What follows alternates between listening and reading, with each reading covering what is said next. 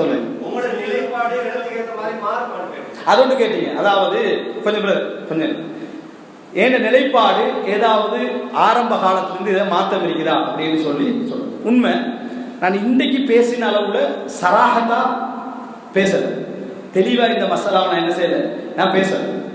ஏன் நாங்கள் பேசாமல் இருந்தோம்னா இப்படித்தான். இப்போ நாங்களும் ஒரு 15-16 வருஷத்துக்கு மேலே தவா காலத்தில் எங்களால் முடிஞ்ச அளவுக்கு இருக்கிறோம். ஏன் நாங்கள் பேசலை அப்படின்னு சொன்னால், இது ஏன் தவிர்க்கப்பட்டு வருது காரணம் எங்களுக்கு தெரியும். எப்படி இது ஏன் இந்த சாப்பாடு தவிர்க்கப்பட்டு வருதுன்ற உண்மையான நியாயமான காரணம் எங்களுக்கு தெரியும். அதனால நாங்கள் பேசலை. அதை பற்றி கேட்டாலும் மௌனமான ஒரு அம்சத்தில் தான் நாங்கள் போய்கிட்டு இருக்கோம். ஏண்டா இது நடக்காமிக்கிற நல்லது அப்படின்னு போயிட்டு என்றைக்கு எங்களோட காதுகளுக்கு சில செய்திகள் நிறைய வர ஆரம்பிச்சு, கிட்டத்தட்ட ஒரு 1 வருஷம் 1.5 வருஷமா இது சம்பந்தமாக எங்களுக்கு தெரிஞ்ச உலமாக்களோட நான் டிஸ்கஸ் பண்றேன். சரியா, இது சுய விளக்கம் தான், கேட்டதுக்காக நான் சொல்றேன். டிஸ்கஸ் பண்ணக்குள்ள இது ஹராம் என்று சொல்ற லெவலுக்கு பேசிக்கிறாங்க. சிலர் பன்றி இறைச்சி சாப்பிட்றதுக்கு சமம் பண்றாங்க, சிலர் என்ன செய்யறாங்க, அதாவது சாராயம் கொடுக்கறதுக்கு சமம் பண்றாங்க. இப்படியான பேச்சு பேசி சில குடும்பங்களில் பிளவுகள் பிரச்சனைகள் அப்படின்னு வருது. ஏன் நீங்க இந்த அசல் ஹலால பேசக்கூடாது, இப்படி ஒரு ஒரு பெரிய ஒரு நிலைமைக்கு மாறி இருக்கிறே என்ற கேள்விகள் நிறைய என்ன செஞ்சது வர ஆரம்பிக்கிறது. நான் எந்த பழைய ஆரம்ப ஸ்பீச்சுகள் எல்லாம் நாங்கள் வளர்க்கப்பட்ட முறை இதுதான். அப்ப நாங்கள் அதை ஏற்றுக்கொண்டு வந்திருக்கோம். சில கேள்விகள் அது வந்த நேரங்கள் எல்லாம் மூடலாக இதை புரிஞ்சுக்கணும். சில மக்கள் இவர் இதை கூடுமென்று தான் என்ன செய்யறாரு, சொல்ல வாராரு அப்படின்னு புரிஞ்சுக்கணும். ஆனா நான் சராகத்தா பேசவே இல்லை, காரணம் இதுதான்.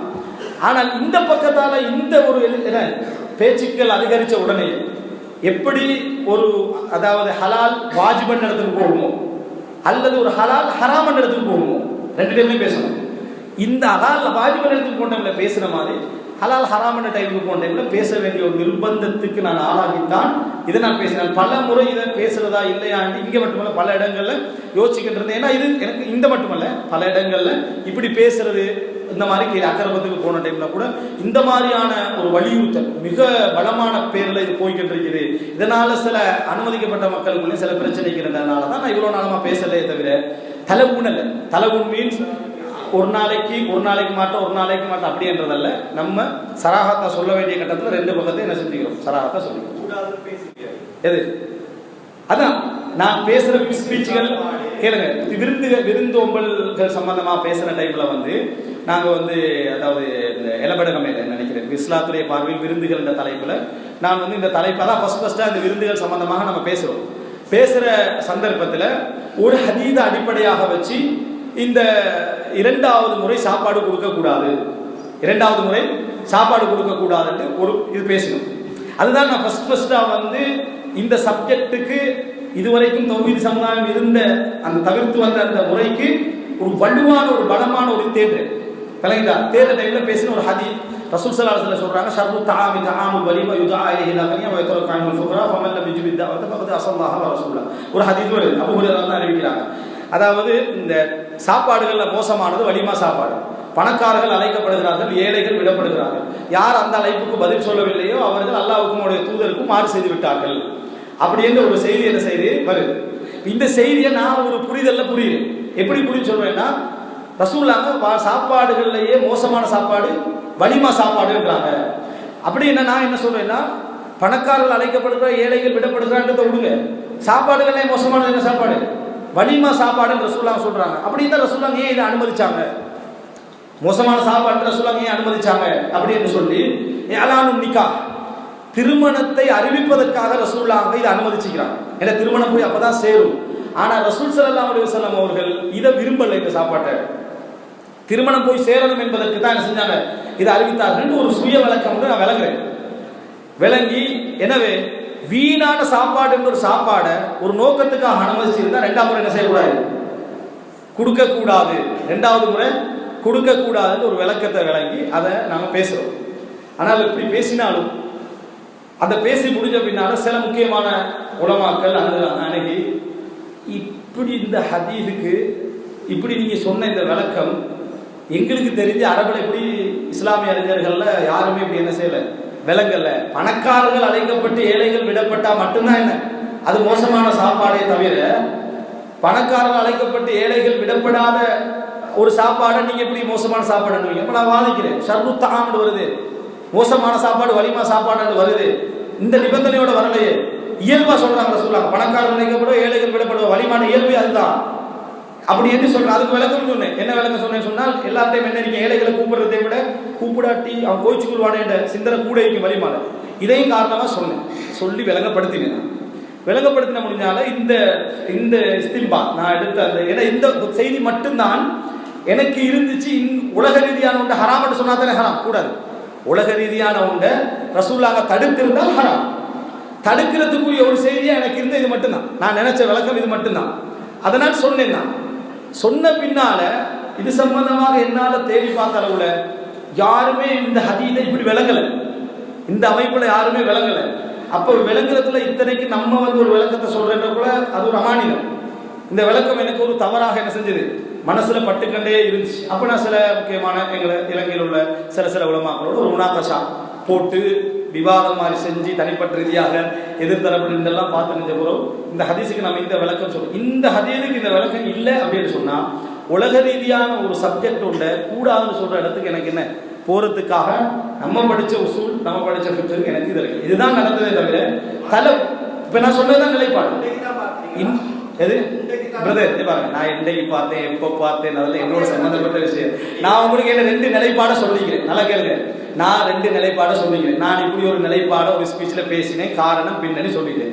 இன்றைக்கு நான் பேசின ஸ்பீச்சை நீங்க என்ன செஞ்சீங்க கேட்டீங்க. நான் இன்றைக்கு பார்த்தேன், எத்தனை உலகமாக டிஸ்கஸ் பண்ணேன், ஏன் டிஸ்கஸ் பண்ணேன், அது சப்ஜெக்ட். நீங்க இதை பார்க்கணும். இதுதான் நல்லா இருக்கு. நான் சொல்றேன் என்ன தெரியுமா, மிகவும் நல்ல சாப்பிடுங்க. நம்ம ஒரு டைம் நீங்க அது உடன்பாடா இல்லையான்னு சொல்லுங்க, ஒரு நாள் ஒதுக்கி பேசுவோம். வேண்டாம் சில அவரும் ஒரு இதோட ஒட்டி ஒரு கேள்வி, இதோட ஒட்டி ஒரு கேள்வி நீங்க மிச்ச நேரம் தருவாங்க. சொல்லுங்க சார்.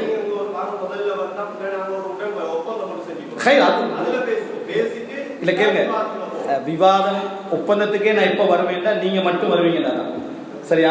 அதுக்கு பிறகு மற்ற உள்ள மக்களை மற்றவங்க அரேஞ்ச் பண்ணட்டும், மற்ற சகோதரர்கள் கட்டாயம் அரேஞ்ச் பண்ணுங்க. ஆனா உங்களோட விவாதம் முதல்ல உங்களோட மட்டும், அதுக்கு பின்னால மற்ற உலமாக்களோட உள்ள வாதத்தை நீங்களே அரேஞ்ச் பண்ணாலும் மற்றவங்க அரேஞ்ச் பண்ணாலும் தயாராக.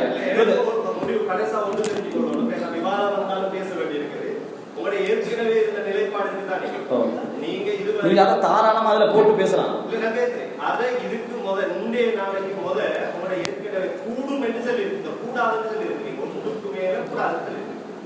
நாங்க என்ன நிலைப்பாட்டில் இருக்கிறோமோ அதே நிலைப்பாட்டில் நீங்க அந்த நிலைப்பாட்டில் இல்ல, நீங்க இல்ல அந்த நிலைப்பாட்டில். நான் இருந்த நிலைப்பாட்டில் நீங்க இல்ல. நீங்க என்ன சொல்லிருக்கீங்க, ஒன்றுக்கு தவிர கூடாது. நான் சொல்றதுக்கு நான் இருந்த நிலைப்பாட்டில் நீங்க இல்ல. அப்ப ஒன்று சொல்றேன், நீங்க கூடாதுன்ற வார்த்தையை பாவிச்சிருக்கீங்க. கடோர் ஆதாரம் என்ற வார்த்தையை பாவிச்சு கொள்ளுங்க. என்ன கடோர் ஆதாரம் தமிழ் வார்த்தை சொல்லுங்க. பெருமன் சொல்றது படோடாவும் படோடாவும் வார்த்தையை பாவிச்சிருக்கீங்க.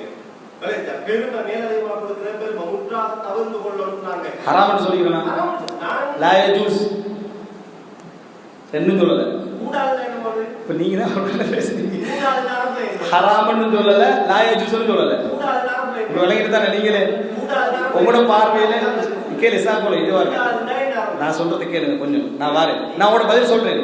நீங்க நான் அந்த சாப்பாட்டுல ஆணும் பெண்ணும் சேர்ந்து கொடுக்கலாம்னு சொல்றேன் தானே, உடன்படுறீங்களா நீங்க? அதான் நீங்க சொன்னாதான் உடன்பாடு இல்லைன்னு சொன்னேன். நான் அன்றைக்கு சொன்னதுலேயும் ஒரு உடன்பாடு இல்லை. நான் என்ன அந்த ஸ்பீச்லேயே சொல்லுவேன், ஆணும் பெண்ணும் சேர்ந்து கொடுத்தா ஓகேன்னு. விளங்கிட்டா? ஒரு சாப்பாடு ஆணும் பெண்ணும் சேர்ந்து கொடுத்தா ஓகேன்னு. அதுல தான் சில மக்கள் புரிஞ்சுக்கினாங்க, ஆணும் பெண்ணும் சேர்ந்து கொடுத்தா ஓகேனா தனிச்சு கொடுத்தா என்ன பிரச்சனை, ஆணும் பெண்ணும் சேர்ந்து கொடுத்தா ஓகேனா தனிச்சு கொடுத்தா என்ன பிரச்சனை புரிஞ்சுக்கிட்டாங்க. விளங்கிட்டா? அதுல சில கேள்வி கேட்டாங்க. ஓகே சார் கேளுங்க. முதல் நிபந்தனை நீங்களும் நானும், வேற யாரும் வரணும். உங்களோட வாதத்துக்கு போறோம், நான் மட்டும்தான் வருவேன். சொல்லுங்க. நீங்க இருந்த நிலைப்பாட்டை நான் தெளிவாக இருக்கிறது, இருந்த நிலைப்பாட்டை இன்னைக்கு மாத்துறீங்களா இதுக்கு முதல்ல மாத்துறீங்களா? முர்ஷித் அப்பாஸ் உங்களுக்கு நல்ல பழக்கமாய் தான் கேளுங்க, நான் இப்போ மாத்தினேன். நீங்களே சொல்லுங்க, நான் ஷாஹித சொல்லணுமே உங்களுக்கு. நான் தான் உங்களுக்கு சொல்றேன், நான் இந்த ஸ்பீச் 6 வருஷத்துக்கு முந்தி பேசின ஸ்பீச். எத்தனை வருஷத்துக்கு முந்தி? 6-7 வருஷத்துக்கு முந்தி பேசின ஒரு ஸ்பீச். சரியா? அந்த ஸ்பீச்ல நான் இந்த நிலைப்பாடை பேசினேன் தான், இல்லையே நான் சொல்லலே, பேசினேன் தான். ஆனால் அந்த நிலைப்பாடு சம்பந்தமாக எனக்கு உள்ளத்துல பெரிய தடுமாட்டம் இருந்துச்சு. இப்படி நம்ம இந்த ஹதீஸுக்கு ஒரு விளக்கம் சொல்றோமே, இது நம்ம சொன்ன விளக்கம் சரிதானா, நம்ம இது அமானிதம் கேந்திரமா அப்படின்ற ஒரு இது வந்து நான் ஒரு மாற்றம் அடைஞ்சுகிட்டே வந்தேன். அந்த காலப்பகுதிக்குள்ள நான் அடைஞ்ச டிஸ்கஷனுடைய ரிசல்ட் தான் இன்றைக்கு நான் இங்கே முன் வச்சது. இன்றைக்கு மாத்தல, இன்றைக்கு முன் வச்சேன். இன்றைக்கு நான் முன் வச்சேன். மாத்துறது என்றது இருந்த நிலைப்பாட்டை மாத்தி இன்றைக்கு புதிய நிலைப்பாட்டை அறிவிச்சீங்க. Okay sir. ஆனால் பழைய நிலைப்பாட்டிலே நீங்க இல்ல. அது ஏற்ற விஷயம். ஏற்ற விஷயத்தை தான் நீங்க கேட்டுட்டீங்க.